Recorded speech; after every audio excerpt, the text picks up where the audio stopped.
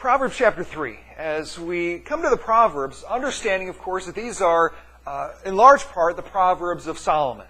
And Solomon, a man who was given by God more wisdom than anyone who had lived up to that point. And as we look at Proverbs 3, I want us to make sure that we understand this in the context of Solomon's life and getting a glimpse of Solomon's life. We're going to see three passages, I think, that help give us a bit of a glimpse of the man of Solomon and who he was and how he lived his life. And the first thing I want to see is to backtrack in his life to 1 Kings chapter 3, where it says, starting at verse 3, Solomon loved the Lord, walking in the statutes of David his father. Only he sacrificed and made offerings at the high places. And the king went to Gibeon to sacrifice there, for that was the great high place. Solomon used to offer 1,000 burnt offerings on that altar. At Gibeon the Lord appeared to Solomon in a dream by night, and God said, "Ask what I shall give you."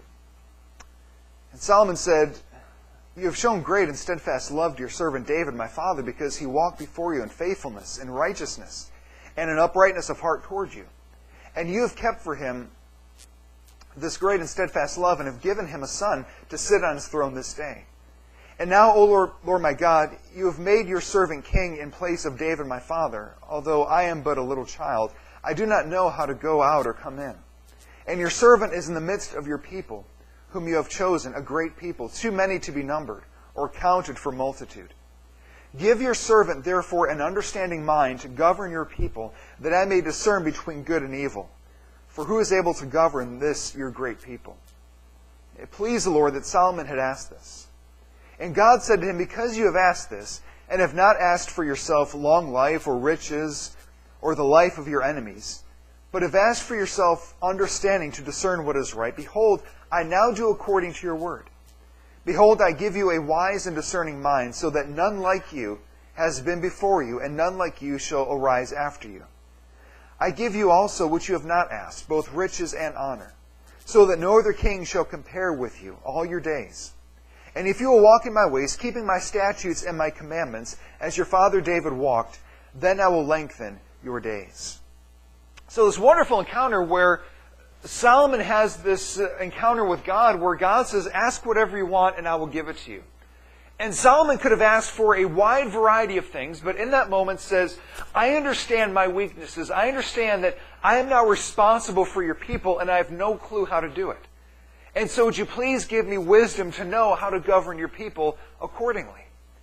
And so God is pleased with Solomon's request and grants him wisdom that has not been compared since then or before then or since. But then God says, because you asked for this, you didn't ask for something selfish, I'm going to bless you materially as well. I'm going to give you other blessings on top of this. So everything is looking great for Solomon so far. And then we jump ahead to 1 Kings chapter 9, starting at verse 1.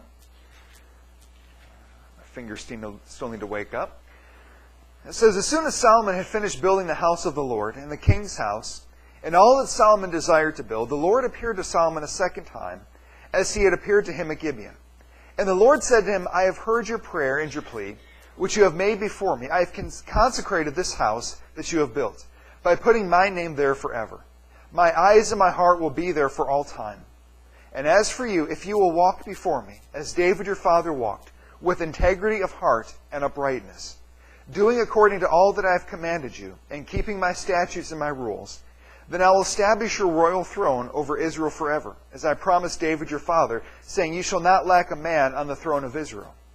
But if you turn aside from following me, you or your children, and do not keep my commandments and my statutes that I have set before you, but go and serve other gods and worship them, then I will cut off Israel from the land that I have given you them, and the house that I have consecrated for my name I will cast out of my sight.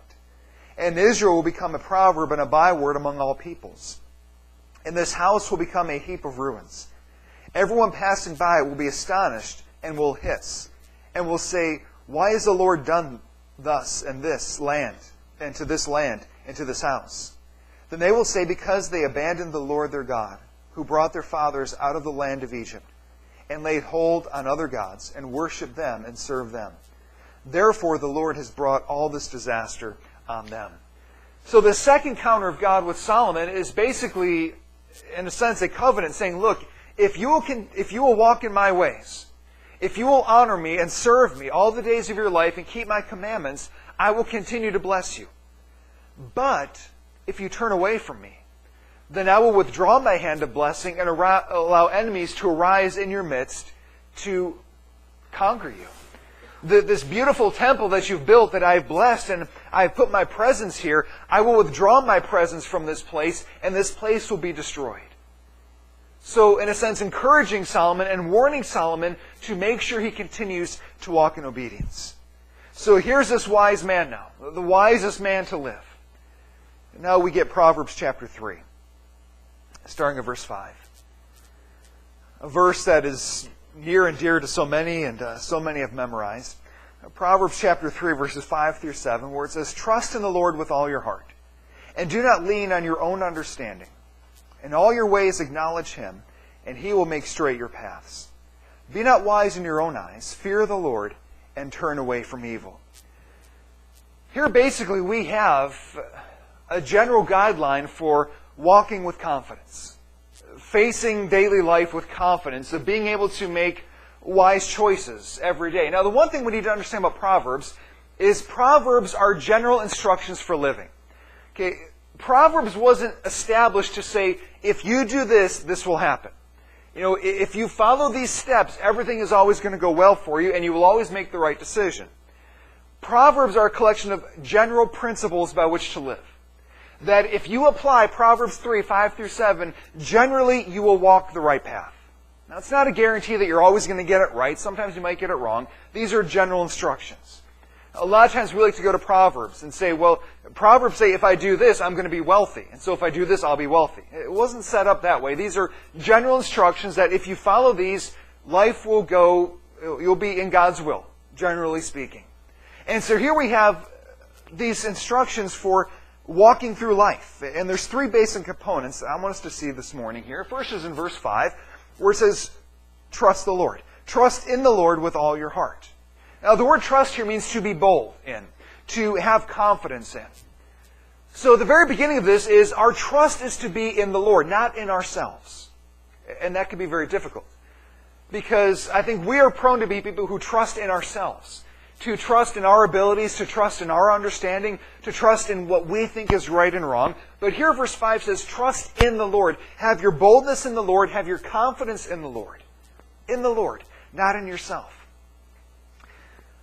It says, trust in the Lord with all your heart. In the Lord, in Yahweh. We saw last week that this is Yahweh. It's that covenant aspect of who God is. That covenant relational God who enters into covenant with His people. The very God who entered into a covenant with Solomon. This is the God that we're to trust. And it's fascinating that Solomon here could have used any name for God. He could have said, trust in God. Trust in Elohim. Trust in the Creator of the universe. I mean, that would make sense.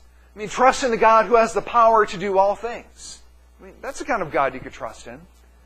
But he says, trust in Yahweh. And he focuses the attention on that covenant relational side of God. And that's so important. Because I think as we walk through life, we understand that God is powerful. We understand that God can do whatever He wants whenever He wants. But that's also where things get difficult. Because look back over your life. Any tragedy, any hardship, any heartbreak you've experienced in your life. To look back at that moment and say, okay, I know that God was powerful. God was sovereign over what I went through. And so that brings up the question, so why didn't He stop it? We think about the three girls who were just discovered in Cleveland and the 10 years of a nightmare they lived through. God was sovereign over that decade. He was all-powerful in the midst of that. He saw every moment of what happened. So that raises the question in most people's minds, why didn't He do something about it? We can look at our own lives and say, okay, I get that God is powerful. He created the universe, sustains the universe. I get that. So that being said, why did He sit back and watch me go through what I went through? Why did God just sit back and watch my kids go through what they had to go through? Why didn't He do something? There's a point where Solomon is saying, look, move past understanding God as just the creator and sustainer of all things, that He's Elohim, that He's this all-powerful God, He's also Yahweh. He's a God who is intimately connected with His people. Trust in Him. Trust in Him. Which means as you look back at your life and all those things you went through that you didn't understand, why didn't God do something about it? Yes, He was the all-powerful God who could have stopped it, but He's also Yahweh, who loves and cares for His people. Trust in Him. The fact that He didn't stop it means there was a reason. Why the God who loves you more than you can understand allowed you to go through the nightmare that you went through. Even though He could have stopped it, He chose not to. Does that mean we understand His reasoning? No. If we could understand His reasoning, Solomon wouldn't have to say, trust Him. Trust in Him. Trust in His character. Trust in His love. That even though we don't understand why He allowed certain things to happen, we trust who He is. We trust His character. We trust His love. And trust that He has a plan that we don't fully see or understand. Trust in the Lord with all your heart. With everything you've got. The word heart here means inner man, and it encompasses everything. Soul, mind, conscience, emotions, every part of who we are. And sometimes we get caught up on, okay, what's the distinction between all of that? The bottom line is, every part of who you are, use that to trust God. And that's significant. Because, I don't know about you, but there are days in my life when it's intellectually easy to trust God, but emotionally very difficult. You know, it's one thing to trust God with your mind and say, yes, theologically, I understand God's in control and He has a plan and He has a reason for everything He does. But sometimes my heart doesn't always keep step with what my mind is saying. It's a lot harder to say, okay, in the midst of this tragedy, God was still sovereign, He was in control, but okay, my emotions aren't quite grasping that. This still hurt really bad. I still don't get why God allowed it. That's why Solomon says, trust in the Lord with all your heart. Every part of who you are. Your mind, your emotions, your conscience, your will, everything. Trust in God with all your heart, with everything you have. But also, he takes it a step further. He says, trust in the Lord with all your heart and do not lean on your own understanding. Basically, mistrust yourself. Trust God, mistrust yourself. And I love that imagery of leaning on. Leaning on something for support. It's very difficult when you realize you have to lean on something for support. That if it's not there, you could potentially fall over. And that's something that some of you wrestle with on a daily basis, of always having to kind of lean on something. That can be very difficult. To know that if you can't grab that thing, you're going to fall. When life starts to spin, with my medical condition last summer and still kind of have reoccurrences where I get these dizzy spells and want to be able to support on something. It's what you fall back to keep you standing. When life begins to spin, what do you reach out for to stabilize yourself? What Solomon's saying is that what you reach for to stabilize your life is God, not yourself. Because our tendency is to stabilize ourselves by ourselves. We click into this mode of, I've got to figure out why this is happening. I've got to understand everything. As I'm trying to make decisions, I've got to rely on my intellect, my wisdom, my experience, my common sense. We revert back to ourselves. To understand everything, to process everything, on our strengths, our abilities, we lean on ourselves for support.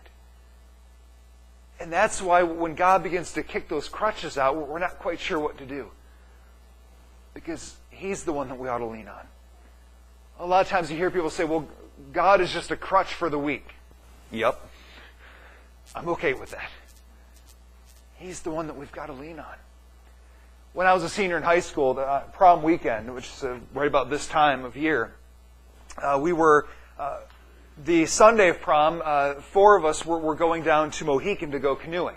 And a bit of a drive, and obviously between prom and all, they were just kind of up late at after prom and all this stuff, and so kind of sleepy. And so my friend and his date were driving, so my friend and I would just fell asleep in the back seat, only to be awoken in the midst of an accident. We woke up and the car's spinning and ended up going to the hospital, and I spent the last few days of my senior year on crutches. And that was a very difficult time to know that just to move around, you've got to have these things that you're leaning on. But when you need crutches, you need crutches. God, yeah, He's a crutch, and I fully admit that. I need to lean on Him because I've got no clue.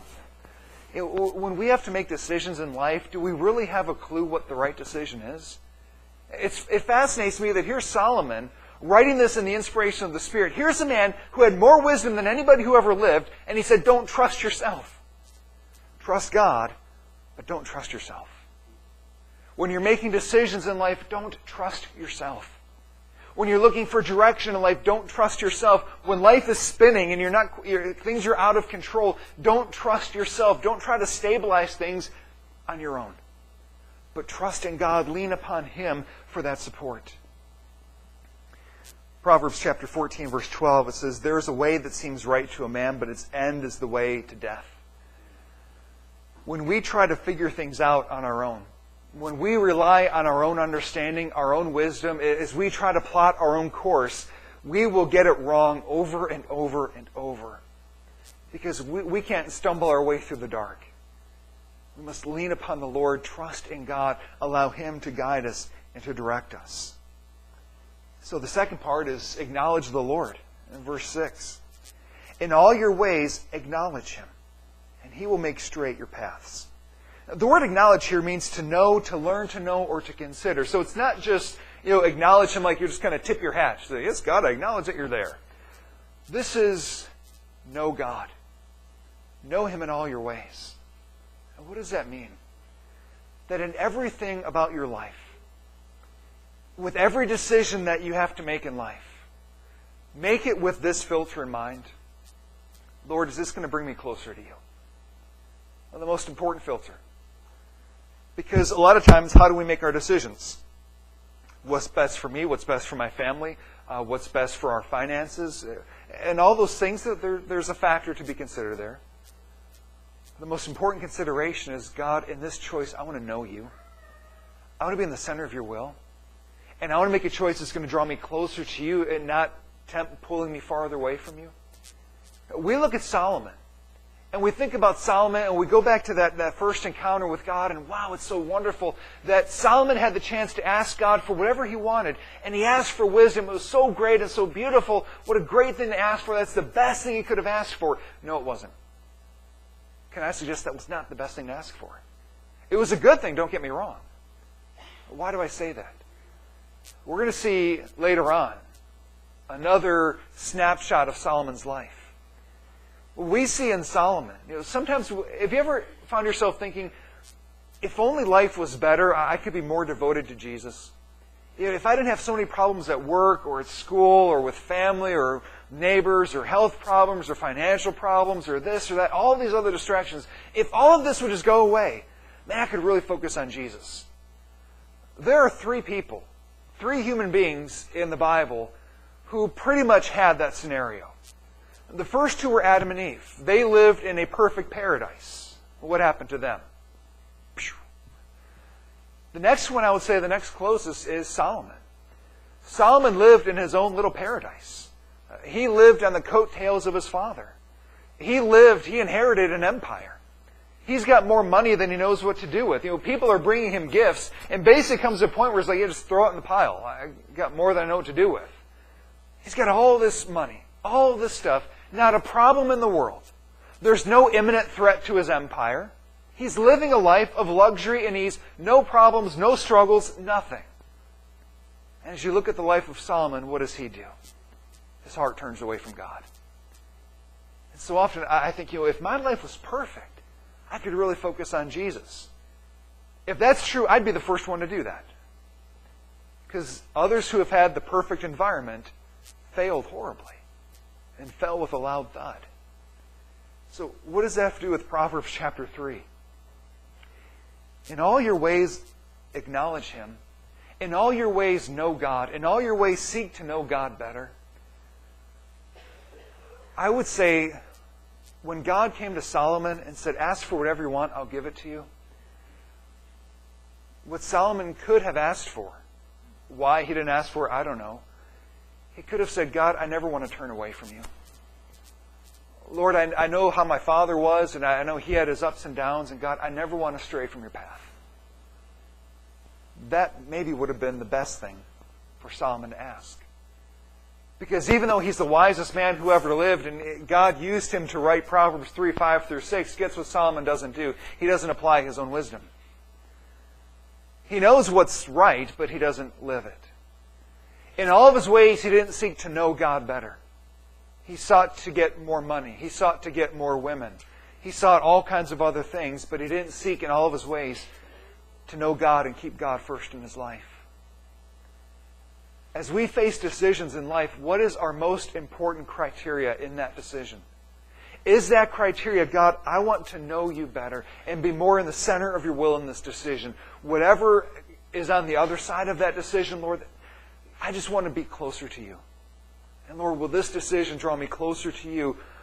Or in the case of, sometimes we make that choice, let's say you've got a job that pays you $30,000 and somebody offers you a job that pays $100,000. Seems like a no-brainer, right? But will that $100,000 now put you in a place where your heart might turn away from God? Is it worth it? That's what happened to Solomon.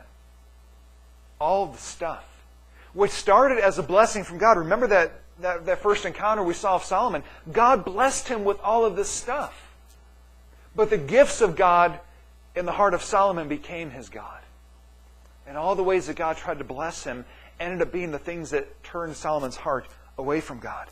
In all your ways, acknowledge him. All your ways, your course of life, the journey of your life.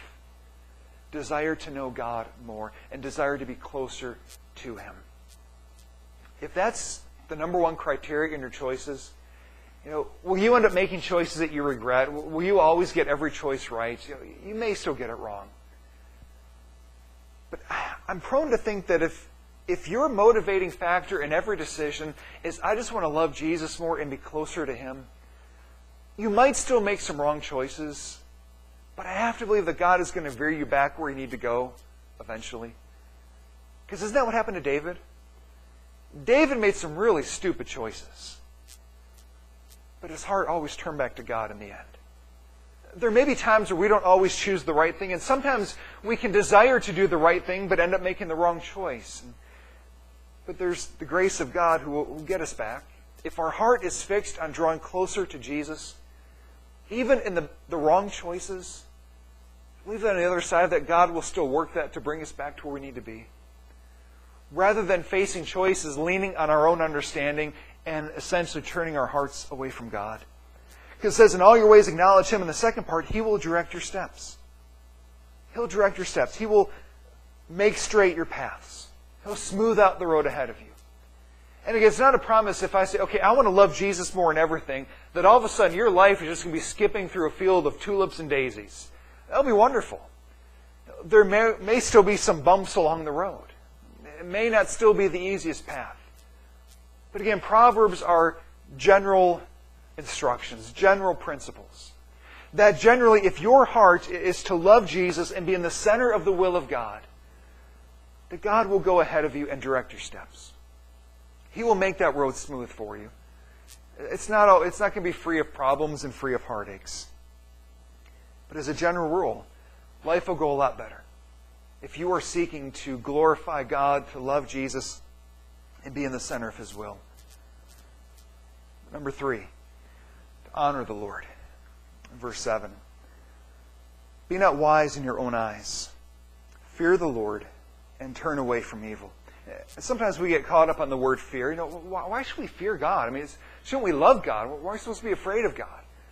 But the word for fear here is a reverent awe and a respect of God. Not a flippant, casual view of God. It's not this idea of, okay, I'm going to come up and just high-five God. Rather, it's one of, I'm going to fall down before him and worship him. I'm going to love him, but I'm going to worship him. Maybe for an older generation, there's a better understanding of the kind of reverence that you had for your father or for your parents or grandparents. Our generation has greatly lost that sense of reverence for elders. But that fear, that respect.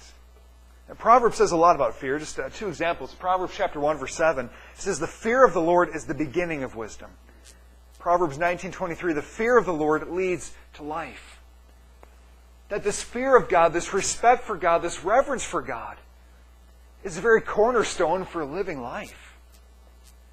That's one of the concerns I have for our culture, is that we've lost the sense of respecting authority.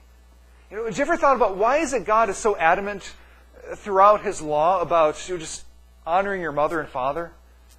I mean, why does God take this so seriously that if you don't honor your mother and father, you could be put to death? I mean, that seems a bit steep.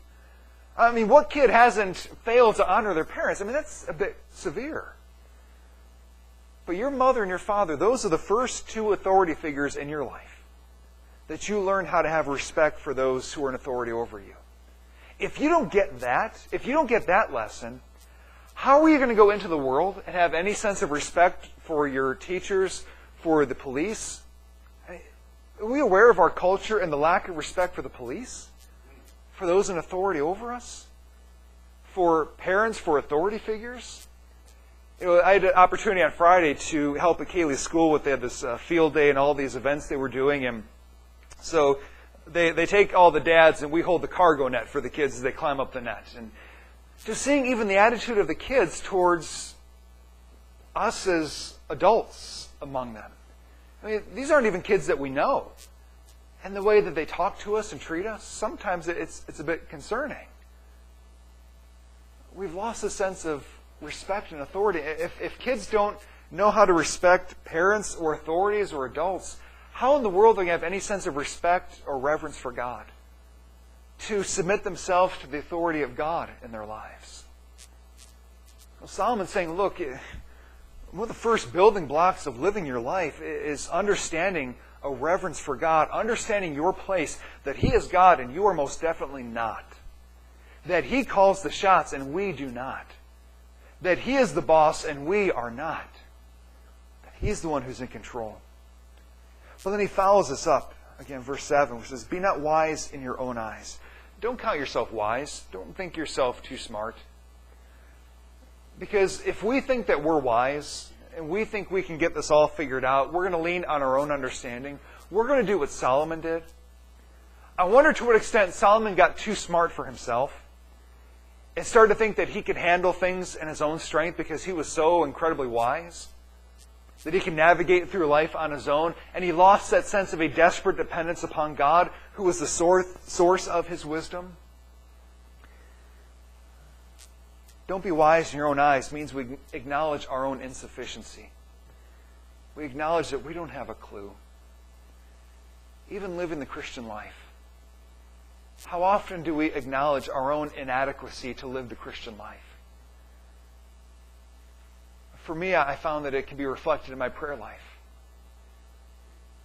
So often you can face a day and just kind of treat prayer flippantly. For me, what that's communicating in my heart is, Lord, I've got this one today. Oh, Lord, take a day off. I got this one. I don't need your help. I don't need your strength. I don't need your direction. Lord, I can figure this out. I know the way to live the Christian life. I can do this one. Sometimes we make choices and we never truly seek the face of God. What do? Well, take all the pros and cons of this, all the pros and cons of this. Well, take the one that makes the most sense. And we don't fall in the face of God and say, God, I need your direction. I need your wisdom. I need your strength, Lord. I don't know what to do. Do we live with this kind of desperate dependence on God? For every choice that we make as we face our daily lives, Solomon says, don't think yourself too smart. Don't consider yourself to be wise. Don't think that you can live through this life and make choices in a way that honor God without a desperate dependence on God to give you wisdom and direction. But there's another reflection of that and what that means. Which says, fear the Lord and turn away from evil. Turn away from evil. Avoid evil. Depart from evil. Proverbs 8:13. It says, the fear of the Lord is hatred of evil. Living with a reverent fear of God. Counting our own inadequacy to face life.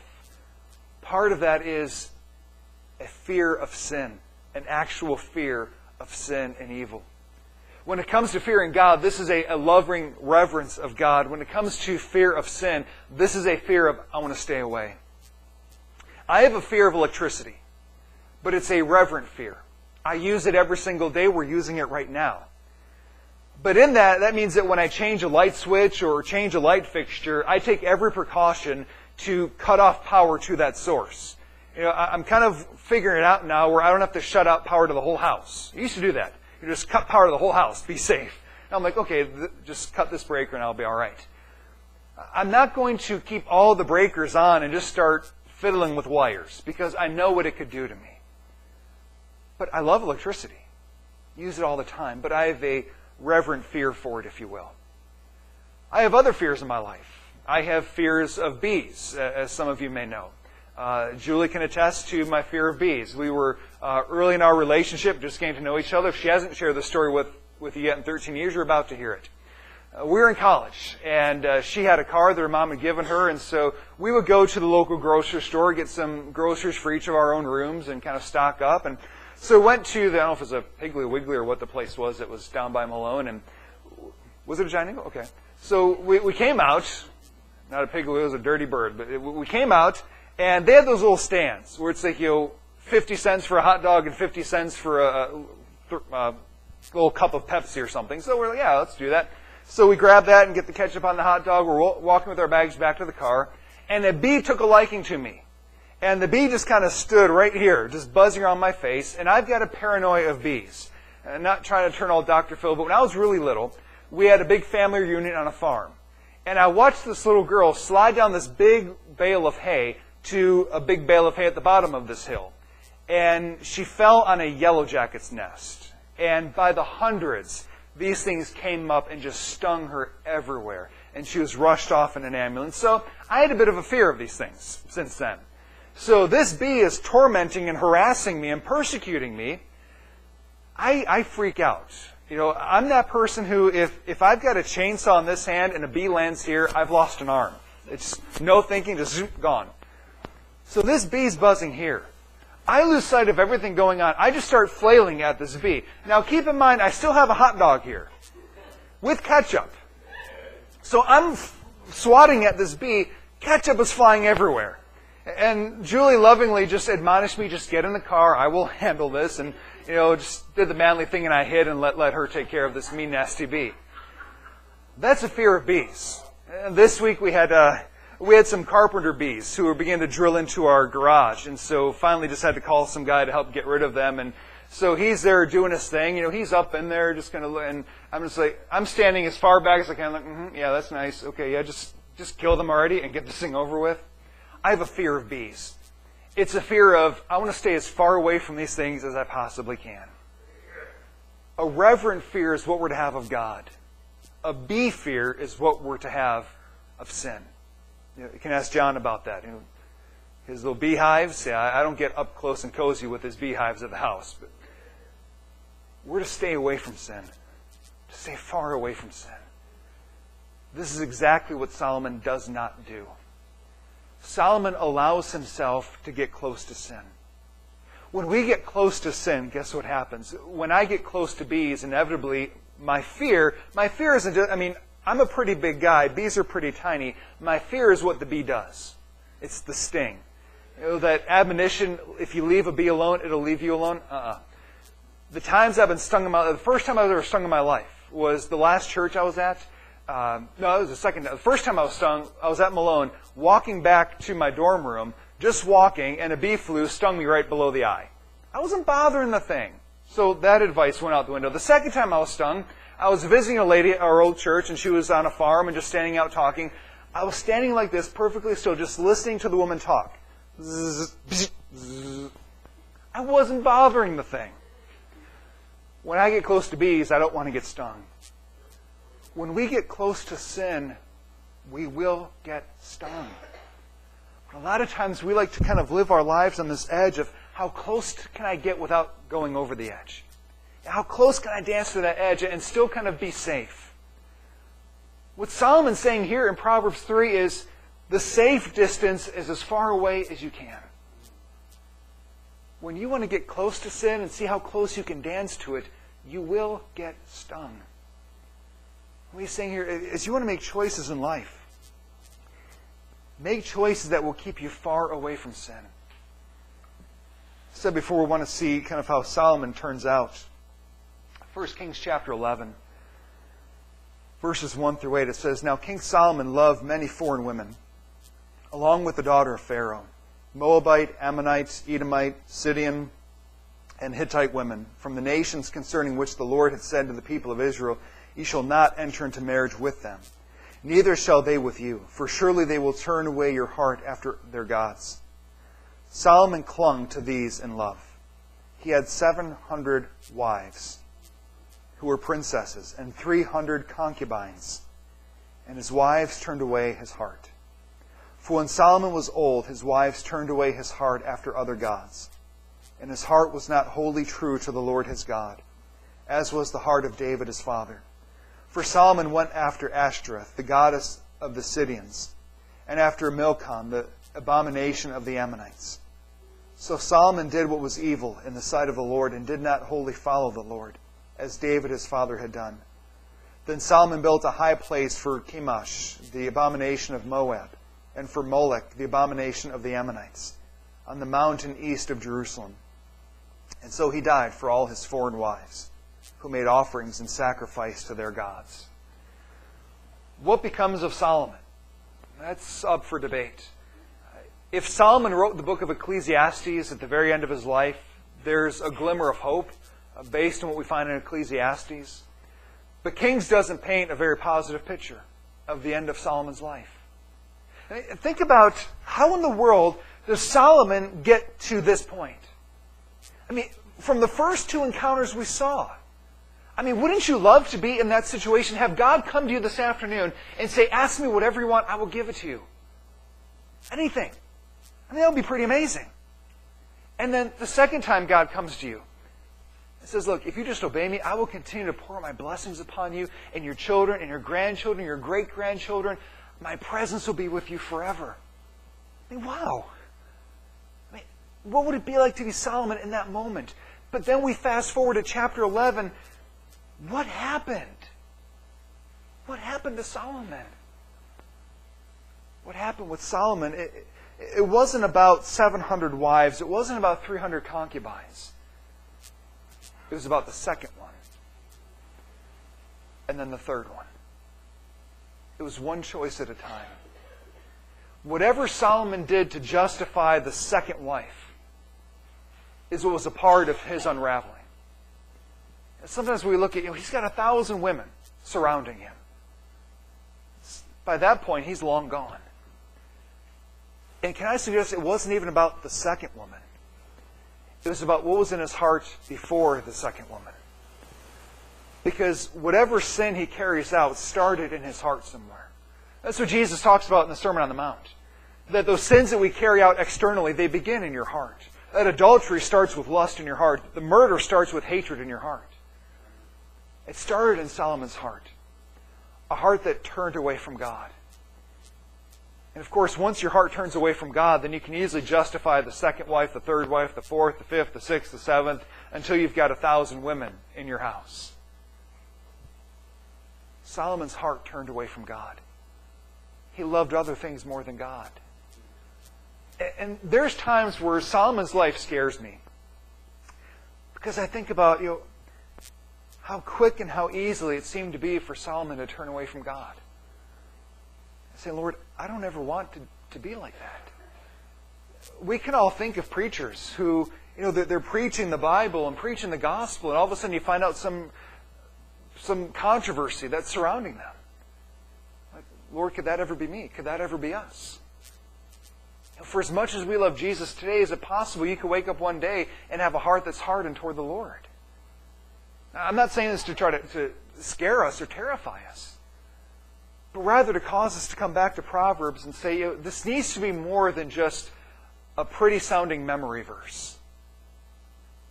But it needs to be a prayer of my daily life to say, "Lord, I want to make choices that are going to keep me growing in my love for you, to keep me in the center of your will, to keep me away from things that are going to threaten to pull me away from you. Lord, so that I stay focused upon you in everything that I do in my life. Lord, so that I can trust you in the midst of all things, acknowledge you in all things, honor you in all things." If those are the filters through which we make choices, again, as Proverbs is set up, generally, the path ahead of you will be smooth. You will find yourself living for the Lord. It won't always be perfect. You won't always make the right choice. There might be some bumps along the way. But as a general rule, if this is the core of your heart, to trust God with everything you have, to know and love God with every choice you make, to fear God, to honor Him in everything, to hate evil, your Christian life will go well, generally speaking. Again, it's not saying that you're going to always have money in the bank. It's not saying you're always going to have food on the table. But in terms of living a life for the glory of God, you will find yourself on that road of living a life that glorifies the Lord. I don't know what choices you may face this week. I don't know what choices you may face today. How will we face those choices? Are we going to essentially communicate to God, Lord, I've got this one figured out. I know what to do here. Or will we live in a desperate dependence on God of saying, Lord, I don't have the first clue. Lord, I can perceive, based on my list of pros and cons for this decision, pros and cons for that one, I can kind of figure out what seems to be the right choice. Lord, I get that there's a way that seems right to man, but at the end it leads to death. Lord, even though this looks like the right choice from the outside, doesn't mean it's the right choice. Lord, I need you to guide me and direct me here. Because, Lord, all I want more than anything is to love you. Just be in the center of your heart. That's where Solomon began to fall apart. He knew, Solomon obviously knew these verses as well as we know them, probably better. But he didn't apply them. Will we apply them? Not just as a memory verse or something we put under our name when we sign a letter. Will our hearts cry out daily to trust in the Lord with all your heart and do not lean on your own understanding? In all your ways acknowledge Him, and He will make straight your paths. Be not wise in your own eyes. Fear the Lord, and turn away from evil. If we would desire to live for the Lord, may this be a verse that captures our hearts today and each day. Let's pray.